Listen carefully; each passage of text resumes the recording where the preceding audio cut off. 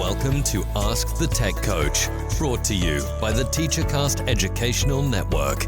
If you are in charge of professional development and looking to build an innovative digital learning experience, this is the podcast for you. Join us each week as we uncover strategies that tech coaches are using to drive their digital transformations one classroom at a time. And now for your host, with over 2 decades of experience working with tech coaches and ed tech companies from all around the world, Jeff Bradbury. Hello, everybody, and welcome to the TeacherCast Educational Network. My name is Jeff Bradbury. Thank you so much for joining us today and making TeacherCast your home for professional development. This is Ask the Tech Coach podcast, episode number 145. And although the summer has just begun, we are talking about 2 great applications, not just for your classroom today, but that really you can get into and deep dive into this summer. They're great for projects. They're great for family exercises. Lots of great things today. And of course, we're talking about Adobe Spark and Canva. 2 great applications, free for educators. And with me, as always, to go through a deep dive into both of these applications, Sue Vincents from techimaginations.net. Sue, how are you today? Welcome back to Ask the Tech Coach. Hey, hello everybody out there listening. I hope you're enjoying your summer if you have began it. And I know a few of you are just finishing up the school year. Some of you who go to who go to mid-June. I know you're anticipating that time off, and I hope you will be enjoying that soon. I know I just started my vacation and I'm looking forward to a great summer. We got grad courses coming up. We are finishing off our book that we're writing right now with our friends over at EduMatch, all about marketing, branding, all the build your EDU brand stuff that we do on the Jeff Bradbury Show. But you know what? There's still a lot of great stuff to hit. If you are out there and are enjoying your summer, we want to hear from you guys. Please feel free to reach out to us on Twitter at Ask the Tech Coach. And don't forget that we are going to be recording each and every weekend to make sure that you guys have some great educational podcasts every single Monday. So don't forget to hit that subscribe button, and we are here wherever you guys are. So don't forget that we're here each and every week for you guys. And Sue, today we're talking all about Canva and Adobe Spark, 2 great applications. And like I said, my goodness, they're free for educators. Yes. You've been using these 2 applications, haven't you? Yes, I've dabbled in both of them, and both of them are awesome programs, and that's what we're going to talk about. We're not really going to debate and do a battle today. We're just going to talk about the pros and what each of them have to offer. Some of the same things, and then a few little different nuances. So we're just going to put that on the table today and talk about what they have to offer and how you can publish and design and even create video with one of them. Yes. And let's take a look at what they are. Many of you guys listening know Adobe Spark, know Canva, but for those of you who are still kind of fuzzy on the subject, how would you describe this? They are publishing applications. Most people look at it as a place to make graphics, but they are so much more, right? So you said that you can make videos, you can do graphics, you can do publications on them, you can do slides. I use Canva for everything that I do here on TeacherCast. Let's just start off the show. Do you have a preference? And if what gives you the preference between either one? It kind of depends on what I'm doing. Obviously, on Adobe Spark, we mentioned video. Adobe Spark will allow you to make a simple video, slideshow, that kind of thing. When it comes to the graphical stuff, the interface and platform is many times a little more user-friendly and guides you through a little more on Canva. So sometimes I lean more toward that when I'm in graphic mode. And Canva also, I have found, and this is a little known nuance that you might not know about, Canva actually does a presentation, and you can present via Canva right from the program right there. It's hard to say which application has more features to it. I think if I was weighing them both, maybe Canva has, because again, we just released a video from our Tech Coach Weekly series on YouTube all about Canva. And we're going to be talking about in that video how you can use it for publishing t-shirts, mugs, sweatshirts, anything like that. Like my business cards are done on Canva. It's a great little application for doing that. But Spark's got some neat things too. I know next week, Sue, we're going to be releasing our next Tech Coach Weekly using Spark. Talk to us a little bit about what we can expect from that video and what are some of the neat things that we can expect from using Adobe Spark.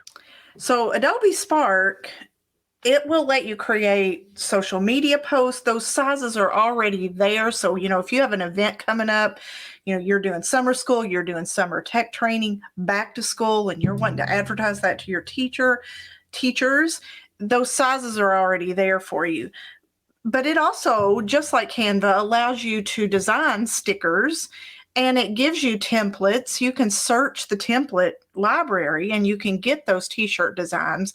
But unlike Canva, you don't have the option to actually publish it and send it off to actually be printed and all of that good stuff. So the templates are there in Spark, but Canva goes just one step further in that instance and lets you actually, get the printed version without having to just print it yourself. So let's deep dive into Spark here, right? When I open up Spark and I go to spark.adobe.com, I see 3 different layers of things: graphics, web pages, and videos. And I think these areas is where Spark has the leg up on Canva.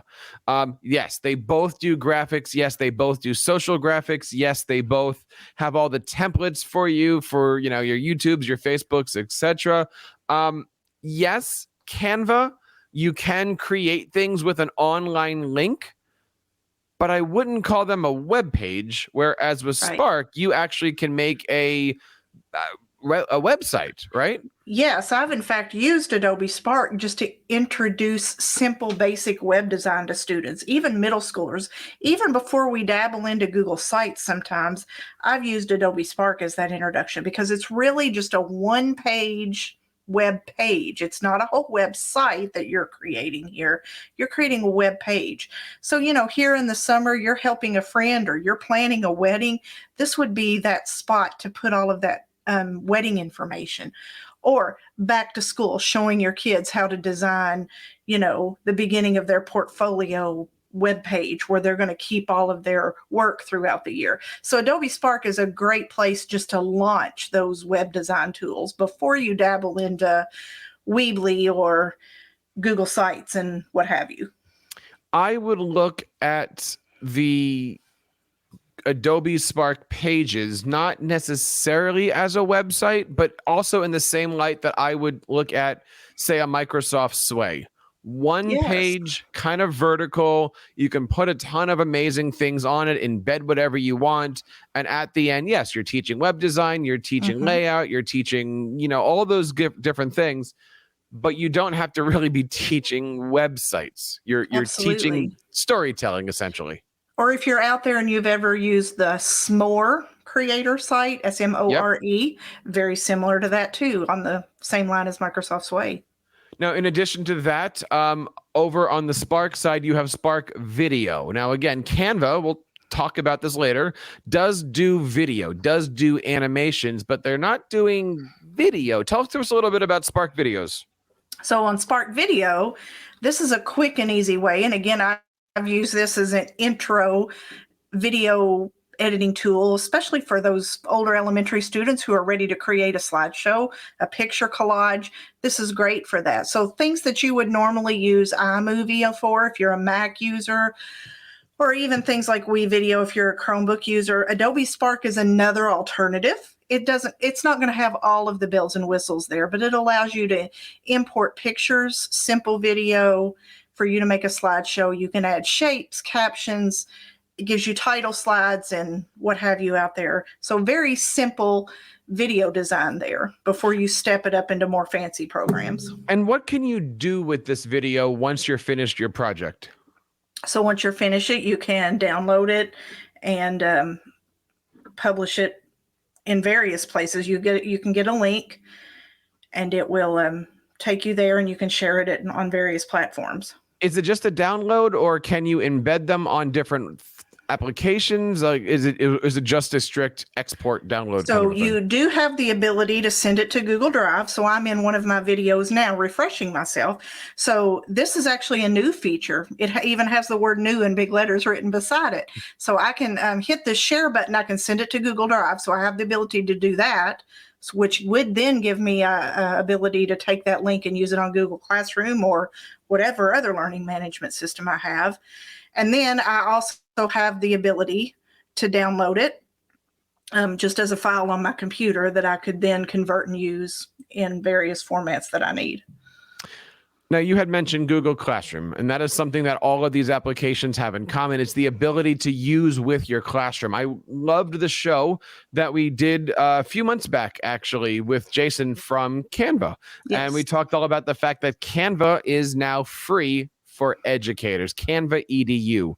And through that, you can create a class, you can push out stuff, you can go into Google Classroom, you can use that district-wide to be using, you can make your graphics, you can make your, we're in the middle of launching our district website right now. All of the graphics on there are done through Canva, or we're using Canva as the template to crop videos and audios and stuff like that. So there's a lot of neat things that you can use for Canva. Again, I love the fact that you can use it as a publishing application. So it's the summertime. We're all home with our kids. Why not make some nice coffee mugs or T-shirts or flyers or business cards or anything like that? Their prices are amazing. I'll say, this is not a commercial, but their prices are really amazing. And it shows up to your door rather quickly. And again, it's a nice place where you can take all of your stuff and export some really nice project with your kids. And, I don't think I was fully aware of that, as we were preparing for this episode and our Tech Coach Weekly episode, and Jeff showed me the t-shirt design templates, and that was just awesome. And, you can even go in there, pick what size, ladies, men's, youth, even a onesie for a baby. It was, I didn't realize all that was in there because I've never really played with it that far. So, I've even learned something new in this preparation work. One of the things that I like about Canva is their branding guides, I guess would be the way you call it. There's a section in there called brands or branding, and that's where I leave all of my custom colors for all the TeacherCast podcasts. I have clients. I'm pretty sure you can have unlimited branding guidelines in there. I've got my school stuff in there also. You can also upload in there all of your logos. Again, I think it's unlimited, but I've got all of my different TeacherCast logos, the pictures, the stuff of us. Everything in there is in a logos section, so that way I don't have to worry about finding the TeacherCast logo over and over again or our podcast square. Everything is there and it's organized. I will also tip a hat to Canva, who over the last couple of years, every time I go in there, it just seems like it's getting faster and faster. Whoever's coding the back end of it to bring up these graphics files, they're doing it extremely fast. Oh, very much. And I mean, I can tell a difference over the years of how fast it's gotten and just quick and easy ways to find things. When you're searching that template library, it's not spinning for seconds. You pretty much get something right there. And they have populated that library so great. And with the new Canva for Education, oh my goodness, if you're looking for just any graphic organizer or activity sheet, it's right there at your fingertips. We want to know what you guys are thinking out there. If you have a favorite, Spark or Canva, or maybe you just use both interchangeably, we would love to hear from you guys. Don't forget, you can check us out over on Twitter at AskTheTechCoach. Also on our website, AskTheTechCoach.com. You can sign up for our newsletter. We've got a few thousand tech coaches right now on that thing, and every single Wednesday we are trying to put out a tech coach specific newsletter. And also, so over the last couple of weeks, we've had dozens of people signing up for our tech coach network, I guess is what we're still calling it, right? And that is a free membership. The hundreds of tech coaches are in there right now, all collaborating, and we are going to be announcing very soon some of our summer projects and some of our summer webinars and stuff. We are here for you guys to talk about some of the great things that are happening here, and of course we hope you guys have a chance to check out this and all of the programs over on the TeacherCast Educational Network. Now, we talked a little bit, Sue, here all about projects. I got to ask you, for your career here as a tech coach, where do you start with teachers, right? I mean, Canva is wonderful. and I don't want to say overwhelming, but there's a lot of things that you can do there, right? And the same Yes. thing, Adobe Spark, you've got graphics, websites, videos, and many things else. Where's your jumping off point? Where do you start with this? If you're, it's the beginning of the school year, it's the beginning of the summertime, and you're like, hey, have you heard of this application? It does this. Well, like I alluded to before, just the simple basic web design layout features of the Adobe Spark pages, that's an awesome jumping off point for the teachers and the students as they're learning how to design. So in a lot of ways, I think what Adobe Spark has to offer at the more basic level, that's a good place to start and then work the way over to Canva. And I think that's where we kind of get the idea that Jeff talked about a second ago, where we tend to sometimes use Adobe Spark and Canva a little bit interchangeably as tech coaches and experienced users. So I think that's where we're going, maybe from a basic level to more advanced, as Canva has grown over the years and added so many more features. Well, now it's funny that you say and then move over. You're not looking at Spark as the younger sibling. Are these equal applications? Can they, if your school district only has one or the other, should you be worried that you can't use both? Where do you see these standing next to each other? I mean, they're equal in a lot of ways, but I think with the new features of Canva for Education, they have really stepped up their game and offered a lot more features for free.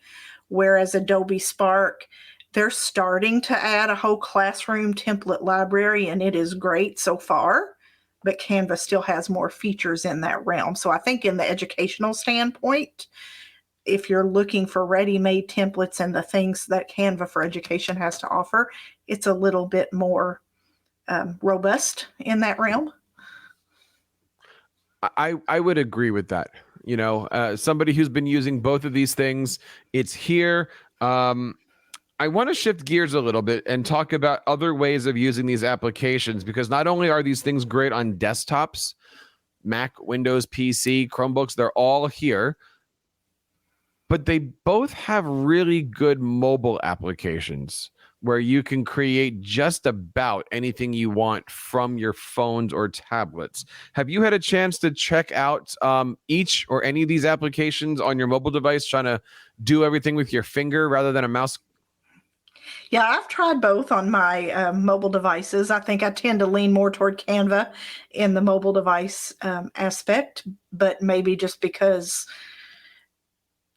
the interface and simplicity of it, Adobe Spark maybe was a little bit more extra there, extra clicks and ways to get to things. But yes, they do work great. And it's not something that's going to slow your device down, really. It works normally. Yes, you're having to use your finger to move things around and resize, but it does work pretty seamlessly. I think between the two of them, and maybe I'm wrong about this, maybe I've just been doing it more on my computer, I think Spark's a little bit easier with your finger with all the different things, but I still go back to both of them. I mean, I do find it harder to use Canva on my phone, but on the iPad, I think it's a little bit easier. Again, maybe that's just a bigger screen. Maybe that's my finger size. Maybe that's just how I'm thinking about things. Yes. Also on the iPad, I do have a trackpad. So, it's a little half dozen of one. But I think the biggest thing here that we can take away is both of these devices are great no matter what platform you have. They're easy. I love opening up these platforms on my mobile device, taking pictures, uploading the pictures through that, and then opening up in the desktop. So many times, I'm out with the kids. We're at the park. I'm taking a picture. I make a little Canva graphic, and then I go back to the computer to finish it off before putting it out to Facebook or, relatives and things like that. So using the website as a finishing tool, using the mobile application as a starting tool, I think that might be the best way that I can recommend people going if they want to go interchangeable.